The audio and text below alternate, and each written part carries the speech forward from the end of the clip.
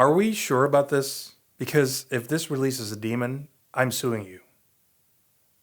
Alright? Kunda. Egress Gat Nosferatus. Kunda.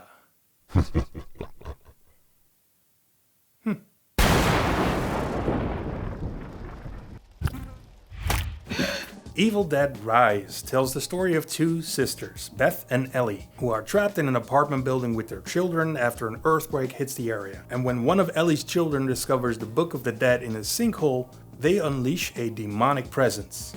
I wasn't the biggest fan of the 2013 remake. It was fine, but tonally it felt a little too serious, and I didn't really connect with any of the characters. Evil Dead Rise, however, does not have that problem. Tonally, this feels more like a mix between the first Evil Dead and the more campy Evil Dead 2, which is perfect. This is a standalone horror film, so it doesn't really matter if you're not familiar with the Evil Dead movies. But just like the original, the story is pretty basic, but it's the execution of the movie that makes it great.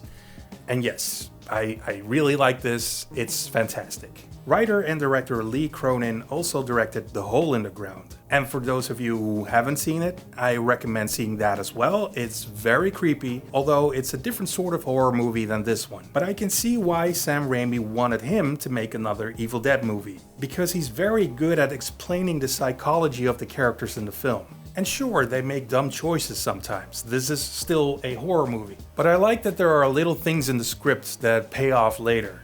For example, the teenage son in the movie wants to be a DJ. And along with the Book of the Dead, he also finds old vinyl records containing the famous incantation. So it makes total sense that a curious teenage DJ would want to know what's on those records. So even though the premise is simple, the characters in this movie feel like actual fleshed out people rather than stereotypes you see in most horror films today. Cronin also has a great eye for horror, so this movie has lots of interesting camera angles, and he definitely knows how to get under the skin of the audience. I also love that the story is something completely different while still holding on to the core elements that makes an Evil Dead movie so much fun. This time it doesn't take place in a cabin in the woods, but it does feel claustrophobic because the characters are cut off from the outside world. And despite having children in this movie, it doesn't pull any punches or shy away from disturbing violence. As soon as all hell breaks loose, it turns into complete chaos with ridiculous amounts of blood and gore. It's relentless and it's glorious. I am what you might call an elderly person, and when I was a kid, horror movies weren't made with a PG rating in mind. They were very bloody and very gory. So I'm curious to see how this movie will do with a younger audience. Because this is such a departure from all the Blumhouse movies and the Conjuring movies that the Zoomers are used to by now. I'm really hoping that this will start a trend and we'll get more of these big studio releases of genuine R-rated horror films.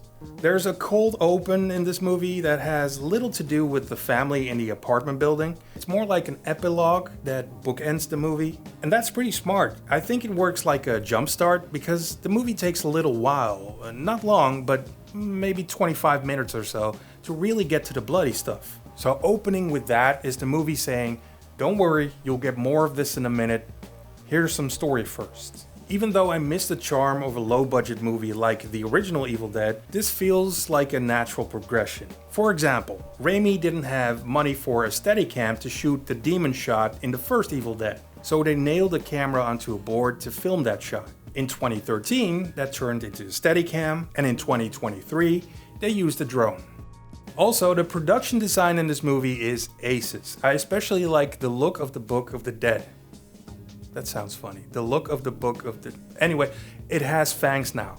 And let's not forget about the makeup department. They did an outstanding job with Alyssa Sutherland's transformation into a creepy deadite. She is super pretty in real life, so it takes skill to make her terrifying. And her physical performance in this film is top notch. There are a few callbacks to the original movies, some a little more subtle than others.